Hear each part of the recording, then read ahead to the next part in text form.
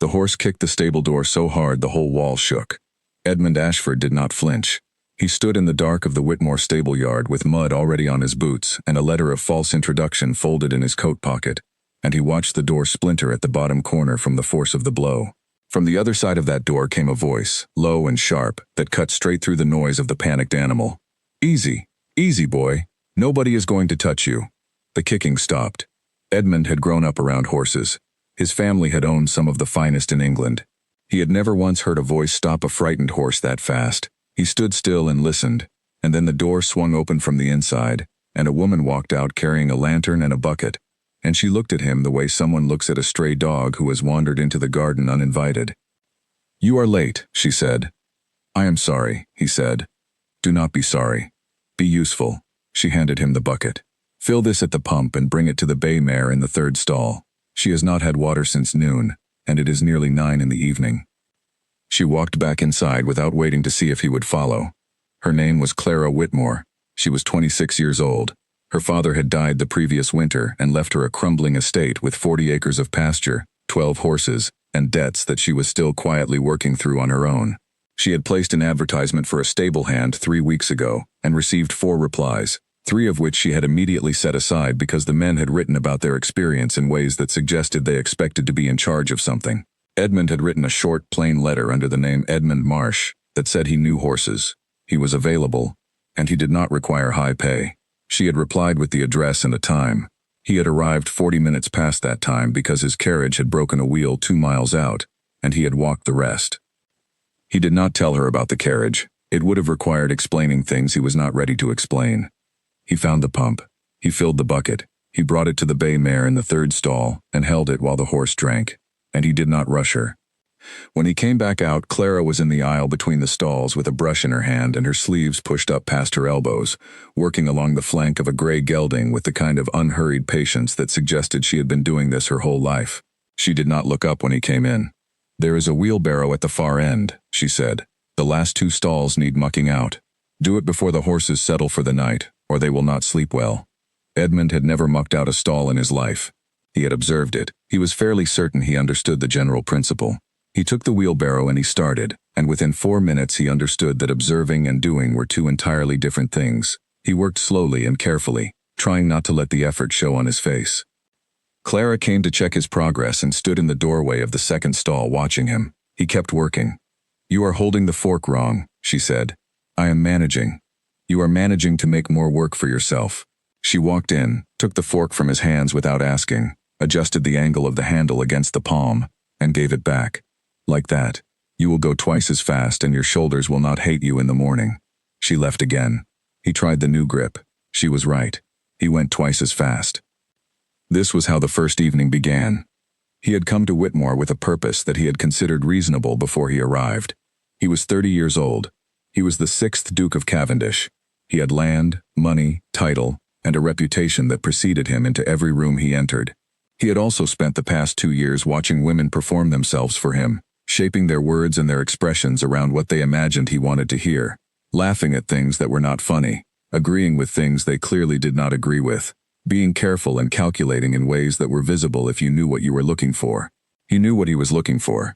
He had started looking for it after a woman named Caroline Aldridge had told him at a dinner party that she adored hunting, and he had later discovered from her brother that she had never been on a horse in her life. She had said it because she thought he wanted a wife who hunted. She had constructed a version of herself to fit what she imagined he required. He was tired of versions. He wanted to meet someone who had no idea who he was. The idea of the disguise had come to him at 3 in the morning during a week when he could not sleep. He had dismissed it at first as absurd. By the following morning he was already considering the details. By the end of that week he had made his decision. He was going somewhere no one knew his face, and he was going to work and be ordinary, and see what a woman was like when she was not performing anything for his benefit. He had chosen the Whitmore estate because it was far enough from his own lands that his name would mean nothing, because it genuinely needed a worker, and because he had heard from a solicitor friend that the woman managing it was said to be unusually direct. He had thought that was a promising quality. He had not anticipated quite how direct.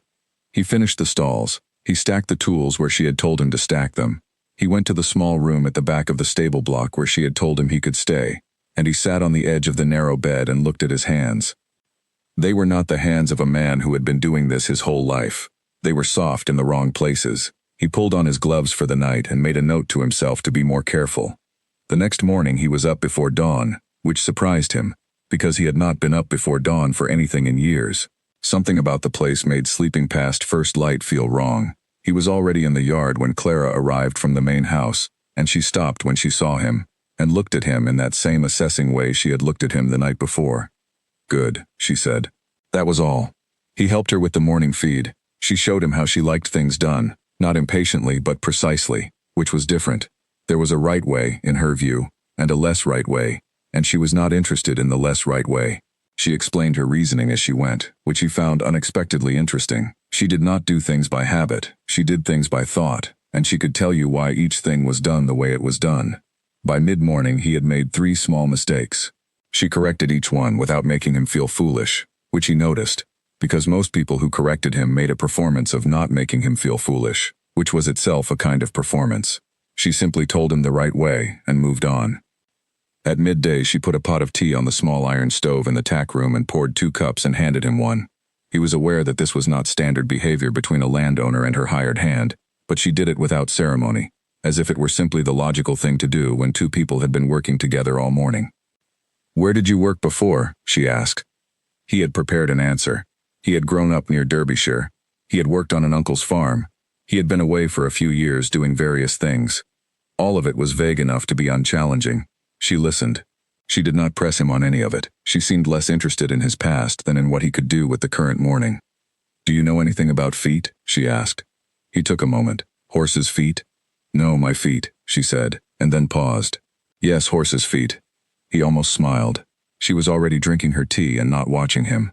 "Some," he said. "The gray needs a check. I will show you what I look for. You can learn it or not, but if you learn it, it saves me time."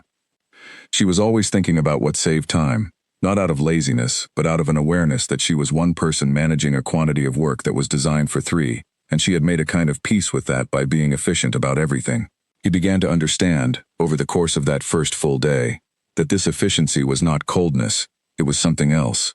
It was the particular quality of a person who had decided that the work itself was worth doing well, and who did not require an audience for it. He watched her with the gray gelding at the end of that day. She checked each hoof with the concentration of someone reading a letter that matters. She murmured to the horse while she worked, not full sentences, just small sounds, the kind of low, ongoing communication that keeps a nervous animal calm. The horse stood completely still. Edmund had spent a great deal of his life around people who wanted things from him. Clara Whitmore, at the end of his first full day working on her land, had not yet asked him for a single thing that was not purely practical. She had not complimented him, she had not tried to impress him, she had not arranged her behavior around his presence in any way that he could detect. He went to bed that night with his shoulders aching and a feeling in his chest that he could not immediately name. It was something very close to relief. By the 4th morning, he had stopped thinking of himself as someone performing the role of a stable hand and had begun simply being one. His hands were harder already from the work. He knew the name of every horse. He knew which ones liked to be spoken to and which preferred quiet. He had learned, without being told again, how to hold the fork, how to fill the hay nets so they would not drop, how to read the small signs that told you a horse was uncomfortable before it became a problem. Clara noticed. She did not say anything about it directly, but her instructions became shorter, which he understood meant she trusted him more, and that felt like a considerable thing. On the 5th day, a man rode up the lane on a heavy cob and spoke to Clara for 20 minutes near the gate. Edmund worked nearby and could not hear everything, but he could hear the tone, which was the tone of a man making a case for something she did not want. When the man left, Clara stood at the gate for a moment looking down the lane after him. Then she walked back, picked up her brush, and went back to work without a word. Edmund did not ask. She had not invited a question, but he noticed that her movements were sharper for the next hour, the way they got sharper when something was sitting on her mind, and then gradually steadied again as the work took hold. On the 6th evening, she said, as they were closing up the stables for the night, "I appreciate that you do not talk when there is nothing to say." He looked at her. She was latching the last stall door and not looking at him. "Most people feel silence because it makes them uncomfortable," she said. "It is a waste of perfectly good silence." She walked up toward the house. He stood in the stable yard in the quiet of the evening, listening to the horses settle, and thought that in 30 years of his life, across drawing rooms and dinner parties and government halls and country houses full of important people, No one had ever said anything to him that felt quite that much like being understood. He had come to test her character. He had not expected her to begin, without knowing it, to reveal his.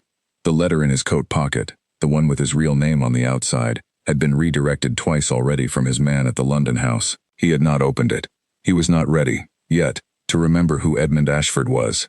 For a few more days, he wanted to be the man who held the fork right and knew when to be quiet. That man, he was beginning to think, might be closer to his real self than the one whose name made people rearrange their faces. He went to his small room. He lay down on the narrow bed. His shoulders ached pleasantly. Outside, the horses were still. The gray gelding had a name. His name was Fletcher, and he had been with Clara since before her father died, which made him, in a way she did not discuss with people, one of the few fixed things in a life that had become somewhat unfixed. She had been 16 when her father first put her on Fletcher. She had been 23 when she realized she was the better rider between the two of them, which was something her father had never admitted aloud, but which she had seen in the way he watched her from the fence with a kind of private pride that he saved for moments when he thought nobody was observing him. She had been 25 when he died, and 25 and a half when she fully understood what he had left behind, which was love and land in approximately equal parts, and debts in a quantity that made the love feel slightly precarious. She did not think about the debts while she was working. There was nothing useful to think about them except how to address them, and she addressed them in the evenings at the small desk in the study, going through the numbers with the same kind of steady focus she brought to the horses.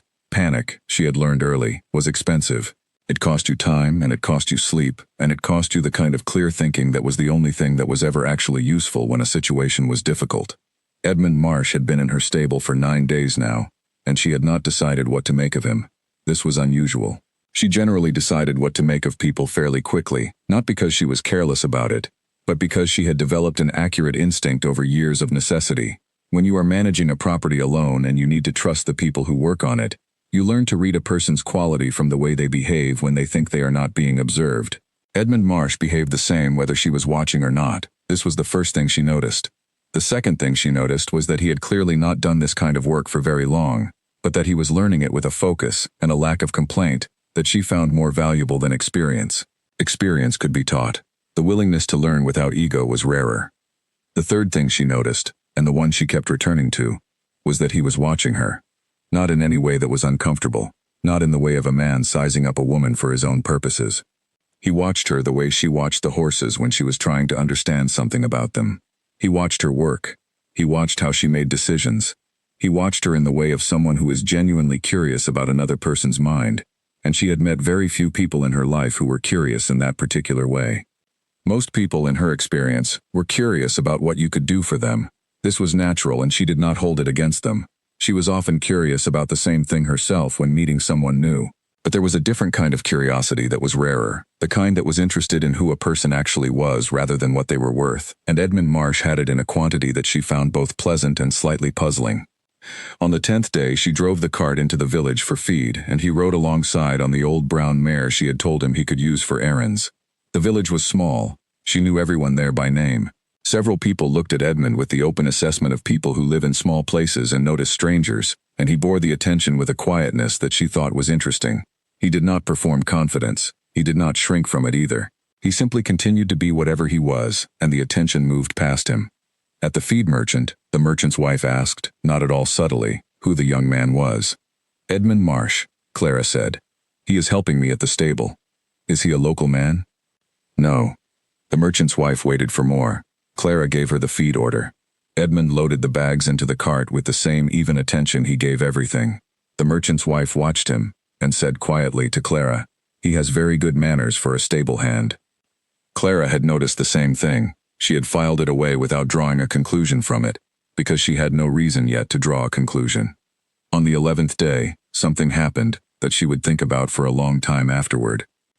She had gone to the far paddock early to check on a young horse she was bringing along slowly, a chestnut filly named Bess who had arrived 6 weeks ago from an estate sale in poor condition, and who was only recently beginning to trust that food would appear when it was supposed to. Bess was still nervous. She spooked at things that other horses ignored and needed to be approached carefully and without urgency. Clara had been patient with her, and it was beginning to pay off.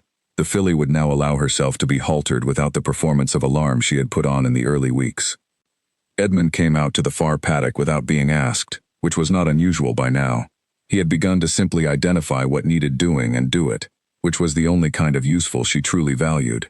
He came and stood at the fence and watched her work with Bess, and she was aware of him there but not distracted by him.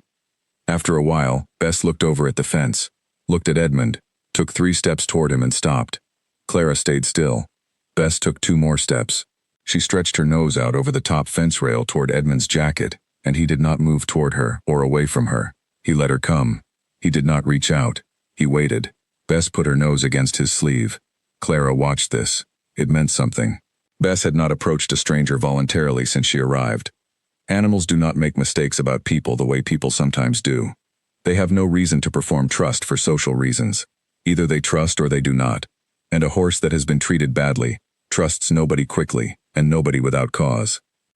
Edmund stood at the fence with Bess's nose against his sleeve, and he still did not move, and he glanced over at Clara with an expression that she could only describe as careful delight, the kind of delight a person feels when something good happens and they are trying not to frighten it away.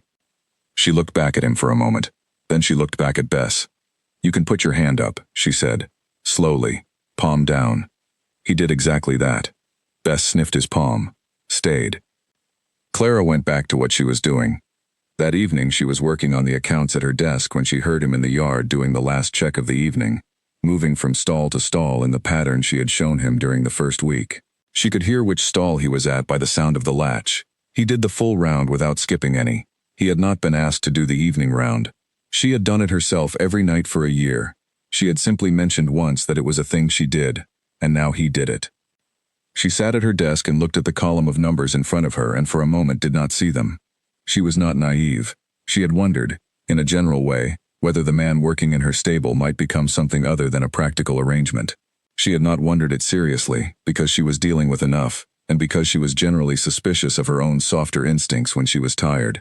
But Bess had put her nose on his sleeve, and he had waited, perfectly still, and looked over at Clara with that careful delight. She picked up her pen and went back to the numbers. On the 14th day, a letter arrived addressed to her. It was from the solicitor who managed what remained of the Whitmore estate's formal business. The contents were not entirely surprising but were unpleasant, involving a figure she had hoped to have more time to address. She read it twice, folded it, and put it in the desk drawer, and then went back out to the stable because there was nothing else to do. Edmund was in the aisle restitching a piece of broken tack with the curved needle she had shown him the previous week.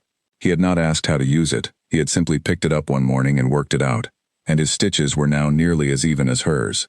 She went past him to the end stall and stood with Fletcher for a while, which was what she did when something was sitting too heavily. Fletcher put his head over the stall door and rested his chin on her shoulder in the manner of a very old friend who has given up on offering verbal comfort and gone straight to physical solidarity. She stood there and let him. She did not know that Edmund had stopped what he was doing and was watching her. She did not know that he had understood, without being told, that she was carrying something difficult, and that he had looked at her standing there, with that enormous gray head on her shoulder, and felt something happen in his chest that he did not yet have a name for, but which had been building for 14 days, and was, he was starting to understand, not going to stop building simply because it was inconvenient. He went back to his stitching. He did not say anything. He had learned from her that silence was not emptiness. It was a form of respect. You did not fill it with noise just because you were capable of making noise. On the 15th day she asked him, while they were working side by side on the morning feed, whether he was staying. He looked at her. "I mean for the longer term," she said. "I had only arranged for a month to begin with, but the arrangement is working." He thought about the letter in his coat pocket, re-forwarded again from London. He thought about the word longer. He thought about Bess with her nose against his palm and Fletcher's chin on Clara's shoulder, and the evening round of latches he now did without being asked. "Yes," he said, "I am staying." She nodded. She handed him the next feed bucket. They kept working. She did not know what it cost him to say that word. She did not know what he was putting aside in order to say it. He was not sure by that point whether putting it aside was temporary, or whether it was beginning to become something more permanent, something more like the choosing of a self he would rather be. What he did know by the end of that 15th day was that he had come to Whitmore to learn whether Clara Whitmore was worthy of him. That question had stopped making sense to him somewhere around the 8th day. The question that had replaced it was considerably more uncomfortable, and considerably more honest. He was asking it now every morning when he woke up before dawn, and every evening when he heard her footsteps cross the yard to the house. He was asking it in the way a person asks a question they already know the answer to but are not yet ready to say aloud, whether he was worthy of her. He was not sure. He had a dukedom and lands and money, and none of it had ever made him patient enough to wait without moving while a frightened horse chose whether or not to come to him. He was learning that. She had not taught him. She had simply been herself, consistently, and watching it had taught him. That was rarer than a title. He was starting to understand that it was rarer than almost anything. Outside, the evening settled into the yard. The horses moved quietly in their stalls. Fletcher made the soft sound he made at the end of every day, which Clara had told Edmund was the horse equivalent of a long exhale. Edmund lay on his narrow bed and looked at the ceiling and thought that in 30 years he had never been so usefully uncomfortable in his life. The storm did not announce itself. That was the thing about storms in this part of the country. They moved in from the west with their mouths closed, and by the time you felt the change in the air, it was already too late to prepare as well as you might have done. Clara had lived here her whole life and she knew the signs, the particular heaviness, the way the horses began to pace in their stalls well before the clouds came. She had gone to bed on what seemed like a quiet evening and woken at just after midnight to the sound of wind that had weight to it, and she was already moving before she was fully awake. She dressed in the dark. She did not light a lamp. She went out through the kitchen door and across the yard, and the wind hit her sideways the moment she stepped outside, and she leaned into it and moved quickly toward the stable block. Edmund was already there.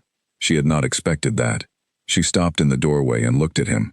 He was in the aisle with a lantern held low, moving from stall to stall, speaking quietly, checking each horse. He had woken before she did.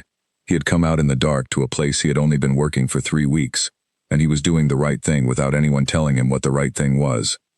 She felt something she chose not to examine. She moved past him to the far end of the stable, where the sound was worst. The trouble was immediately clear when she reached the last stall. The young filly Bess had gone rigid with fear. She was pressed into the back corner with her ears flat, her eyes showing white, her breathing fast and shallow. A horse in this state could injure itself. Bess was still fragile from everything she had come through before arriving at Whitmore, and this storm, this loud, dark chaos, had reached into the part of her that had never fully healed and found it. Clara opened the stall door slowly. She went in without the lantern, which she left on the hook outside. Lantern light moved with the wind, and moving light made frightened horses worse. She went in on sound and feel, and put herself in Bess's line of breath and began to talk. She did not talk about the storm. She did not tell Bess it was all right, because Bess did not find that kind of statement useful, and Clara had stopped offering it months ago. She talked about other things. She talked about the morning feed, which was coming. She talked about the smell of hay. She talked in a low, even murmur that had nothing urgent in it, and she moved slowly toward Bess by inches, and Bess let her come. Edmund appeared in the stall doorway. He did not come in. He leaned against the frame and held the lantern slightly to the side and down, so it gave enough light without pointing it at the horse. This was exactly the right thing to do. She did not know how he knew it. She reached Bess. She put her hand on the filly's neck. Bess shuddered once and then went fractionally less rigid. "Talk," Clara said quietly, to Edmund. He understood immediately.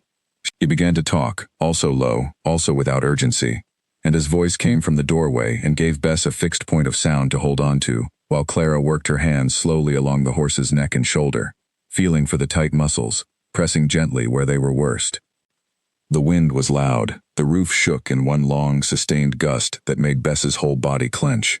Clara pressed harder into the muscle at the top of the shoulder. Edmund's voice did not change. It went on, steady and low, and Clara could not hear what he was saying over the wind, but she could hear the quality of it, which was the quality of a person who understood that the sound mattered more than the words. They stayed like that for a long time. The storm moved overhead in waves. Bess shuddered at each wave and then settled slightly more after each one, and Clara worked her hands and Edmund talked and the lantern held its small circle of light in the doorway. After what must have been close to 2 hours, Bess put her head down. Not all the way down. Her neck came down from the rigid upright of fear to something lower, something that meant the worst of it was over, that the body was beginning to trust that the threat was not going to consume it. Clara felt it happen through her hands before she saw it. She felt the muscle let go, just slightly, just enough. She let out a breath. She turned and looked at Edmund in the doorway. He had been standing in the same position for 2 hours. There was rain on his jacket from the gusts that had come through the gaps in the roof. He looked tired and alert in equal parts. "She is better," Clara said. He nodded. They stayed until Bess lay down, which was the clearest possible sign that she had decided the world was safe enough to rest in. Then they came out quietly, and Clara hung the lantern back on its hook, and they stood in the aisle in the diminishing noise of the storm. Clara looked at her hands. They ached. She flexed them once. "You knew to stay in the doorway," she said. "You needed more space than company," he said, and she needed to hear something from a direction that was not where the danger was coming from. She looked at him. "The wind was from the north," he said. "I was at the south-facing door." She did not know what to say to that. He had thought about it. He had stood in the rain for 2 hours thinking about where the wind was coming from, and what that meant for a frightened horse, and he had put himself in exactly the right place. "Come and have tea," she said. They went to the tack room. She put the kettle on the small stove, and they sat on opposite sides of the room with their wet jackets hanging near the heat, and for a while neither of them said anything. The storm was quieting outside. The horses were settling. The small stove ticked as it warmed. "How long has she been frightened like that?" Edmund asked.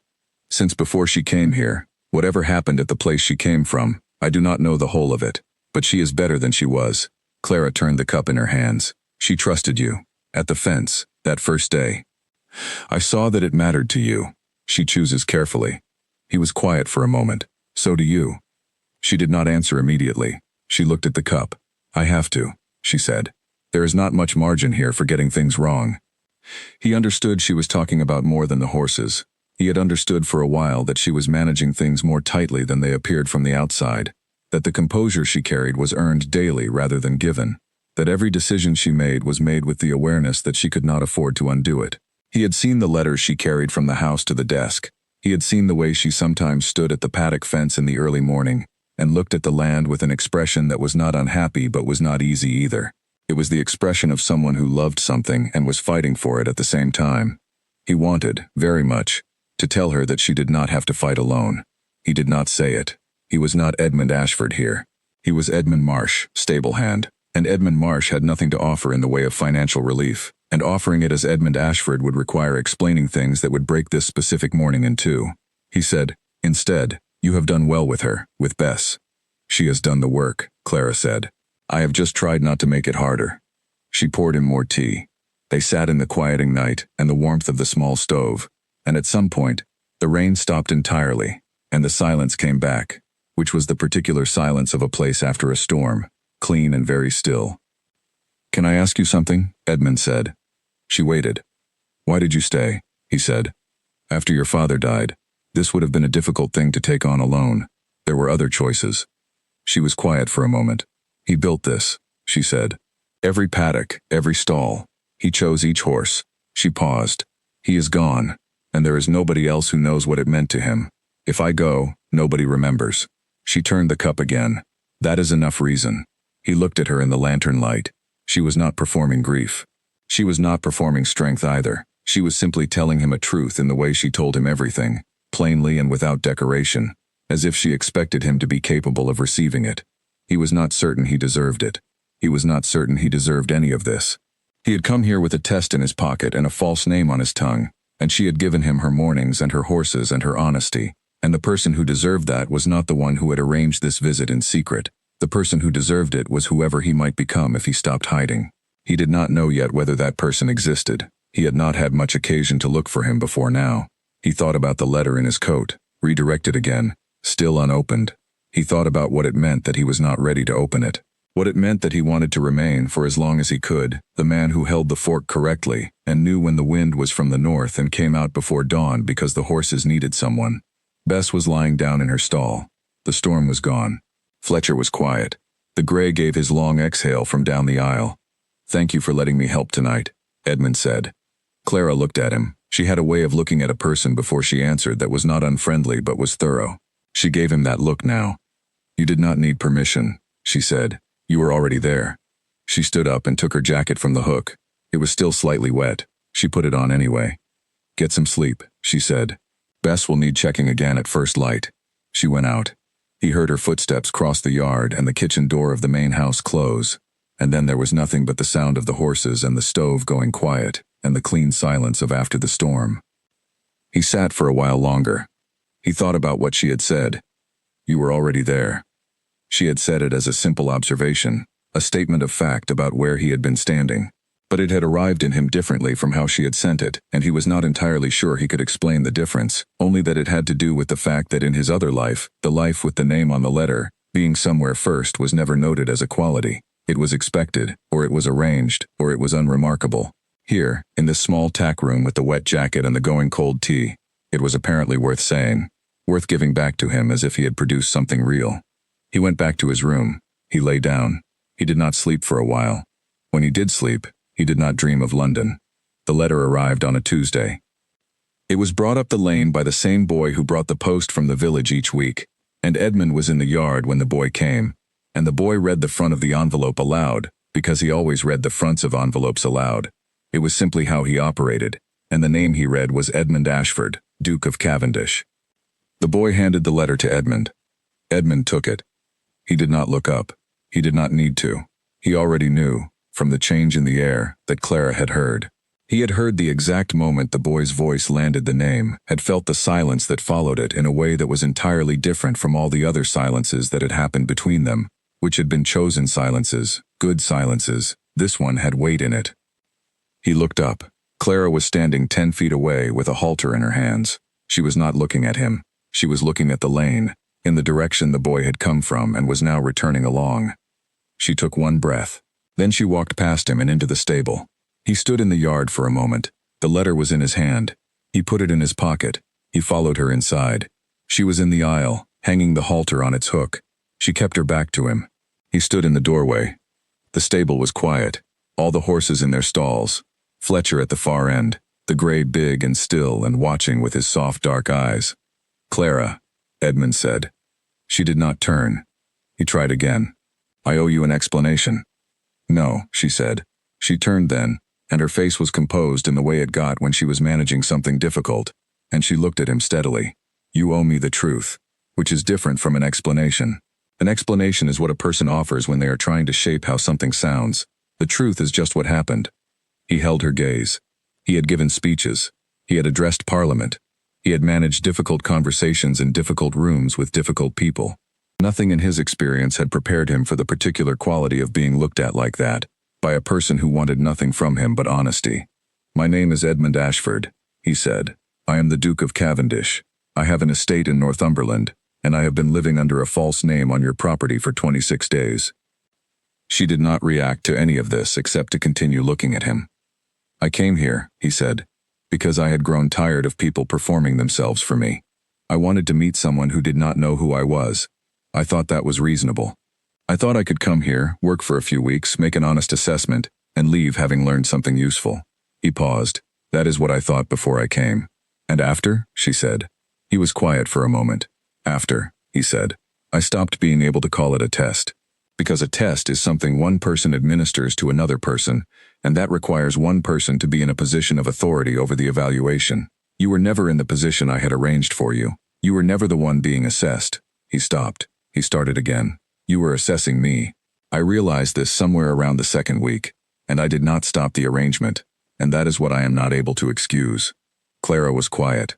She had turned slightly toward the wall, not away from him, but as if she needed a surface nearby. She was looking at the line of halters on their hooks. "How long did you know?" he said. She did not answer immediately. Then she said, "I had a feeling by the end of the first week. I was certain by the end of the second." He processed this. "And you said nothing?" "No." "Why?" She was quiet again, and in her quietness he understood that the answer to this question was the most significant thing she was going to say, and that she was choosing whether to say it, and that the choosing was itself an act of trust, or the withdrawal of it, and he did not yet know which. "I wanted to see," she said finally, "whether you would stop yourself." He held that. "And you did not," she said. It was not an accusation.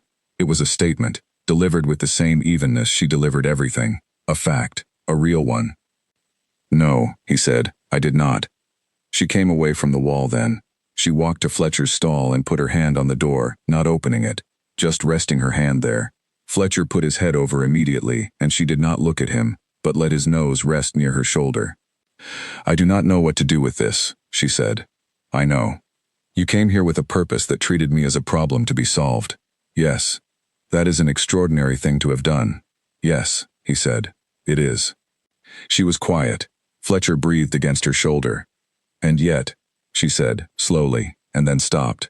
He waited. And yet the man who stood in that doorway in the rain for 2 hours was not performing anything. She paused. Bess went to you. She does not do that. Another pause. And you knew which direction the wind was coming from. He said nothing.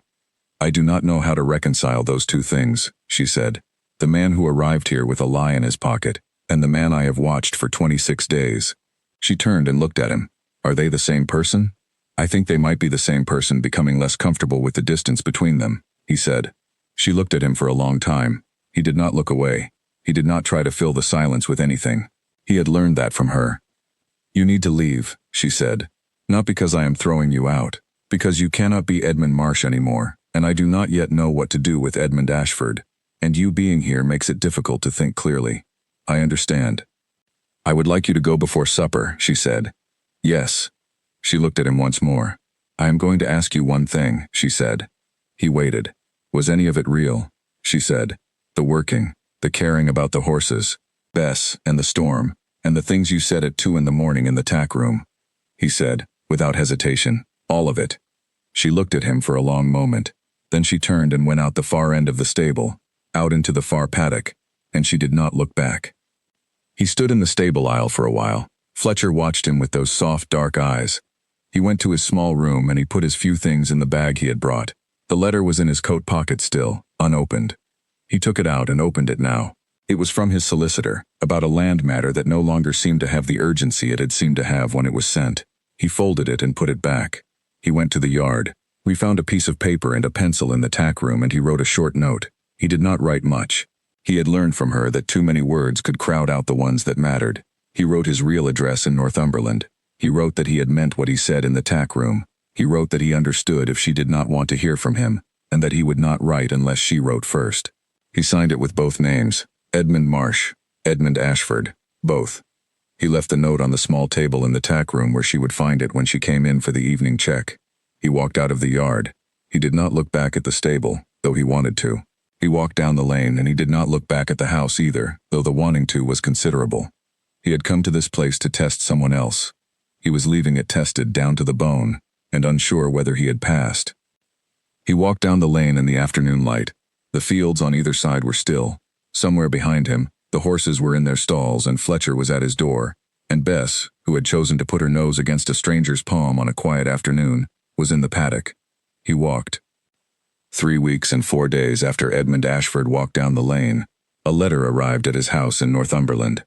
It was not long. It was written in a hand that was clear and unhurried, the same way everything about her was clear and unhurried, and it said the following. The filly Bess had been out in the far paddock every morning this week and had been well. Fletcher was eating well. The roof of the east stall had been repaired, which was something she had been meaning to do for some time. She had thought about what he said.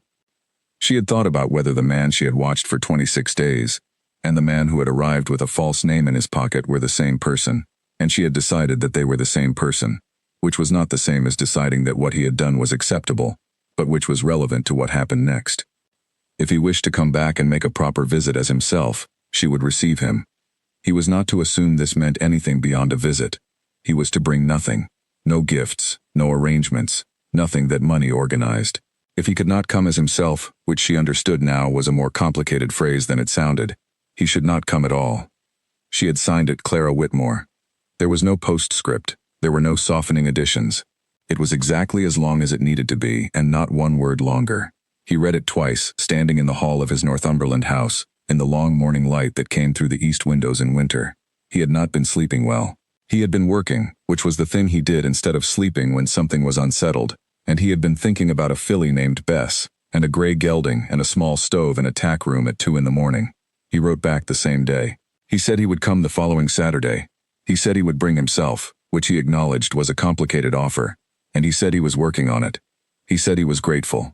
He almost left it there. He had been trained, in a general way, not to say too much, but he had learned something at Whitmore about silence and about what it was worth, and he had also learned that sometimes silence was not respect but avoidance, and he was trying to tell the difference.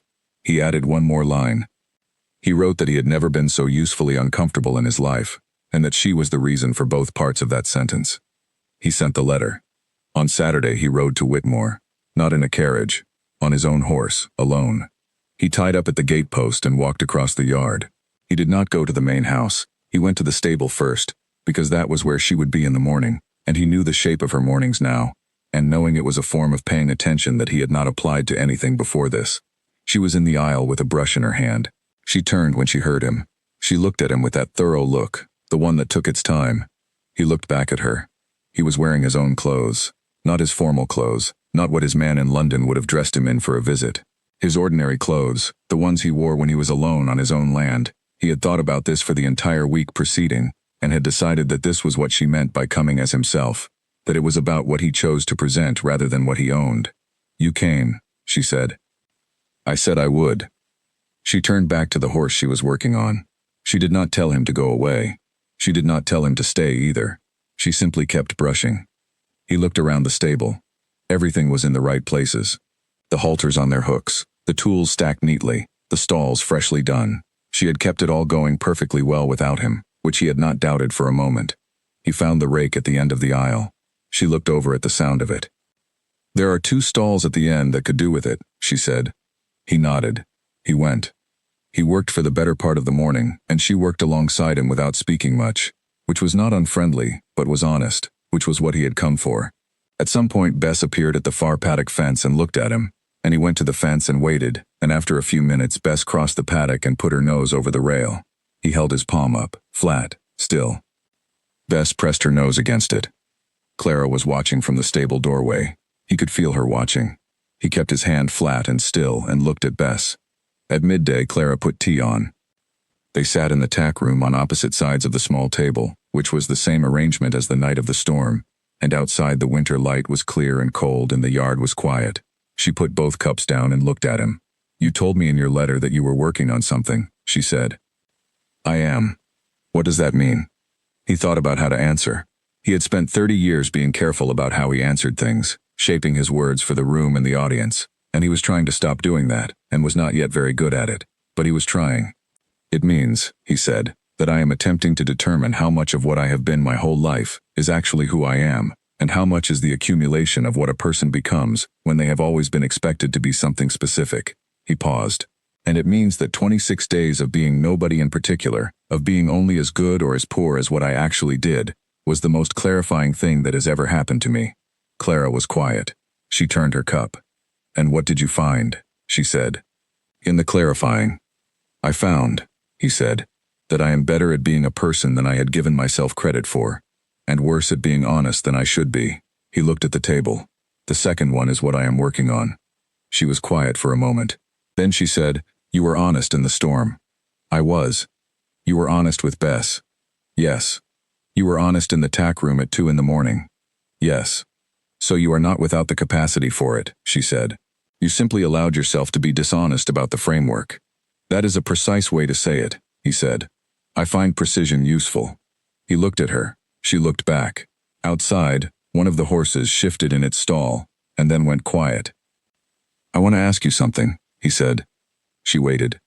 "When you decided to write to me," he said, "what was it that made you do it?" She was quiet for a long time, long enough that he thought she might not answer, and he had decided he would accept that. "Fletcher," she said finally. He waited. "The night of the storm. He was watching you from the end of the aisle." She looked at her cup. "Fletcher does not watch people. He watches me. Occasionally. He watched my father. That is the full extent of it in 12 years. She paused. "He watched you that night for close to an hour." Edmund did not say anything. "Animals do not lie," she said. "They have no reason to. They respond to what is actually there, not what is presented." She looked up at him. "So whatever Fletcher was seeing, in an hour of watching you stand in that doorway in the rain, was real." He was quiet. "That is why I wrote," she said, "because I trust his judgment. He has not been wrong yet." Edmund looked down at the table. He thought about an old gray gelding watching him from the end of an aisle at 2 in the morning in a storm. He thought about being seen by something that had no capacity for being deceived. "I am grateful to him," he said. "He knows," she said. "He is very perceptive." There was a pause, and then she almost smiled, which was different from smiling. It was the thing that happened in her face just before a smile would appear, and he had seen it twice in 26 days, and had thought about it more than was perhaps sensible. The almost smile stayed a moment, and then she stood up and took her jacket from the hook. "Come and see Bess properly," she said. "Bring your tea." He stood up. He brought his tea. He followed her out of the tack room and into the yard, and the winter light was clean and cold, and Bess was waiting at the paddock fence with her ears forward. He was not Edmund Marsh anymore. He was not performing Edmund Ashford either. He was, for the first time in memory, a person in between those two, unfinished and uncertain and working on it, and the working on it was the only honest thing he had to offer. Clara opened the paddock gate. She went in. She did not tell him to follow. He followed. Bess came to him immediately this time. No waiting, no hesitation. She walked straight across the paddock and put her head against his chest with a confidence that she had not had 3 weeks ago, as if the time apart had resolved something for her rather than interrupted it, as if she had made a decision in his absence that she was now simply acting on. He put his hand on her neck. Clara stood a few feet away and watched.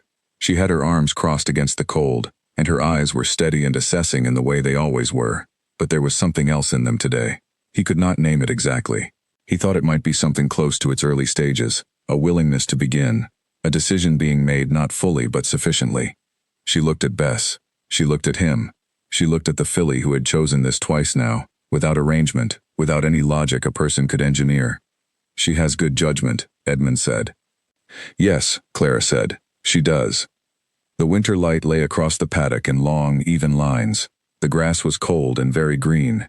Somewhere in the stable, Fletcher gave his long exhale, the one that came at the end of every day, though it was still morning. Clara looked at Edmund once more. He looked back at her.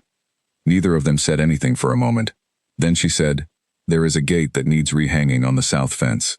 You can start there after we finish with Bess, if you intend to be useful." "I intend to be useful," he said. She nodded. She turned and walked toward the south end of the paddock.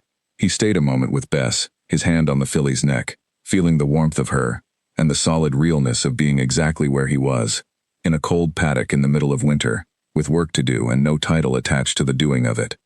Then he followed. He did not know what came next. He knew it would be slow and require honesty at times when honesty was uncomfortable, and that she would notice every gap between what he said and what he did, and that there would be no hiding inside a title or a name or a carriage.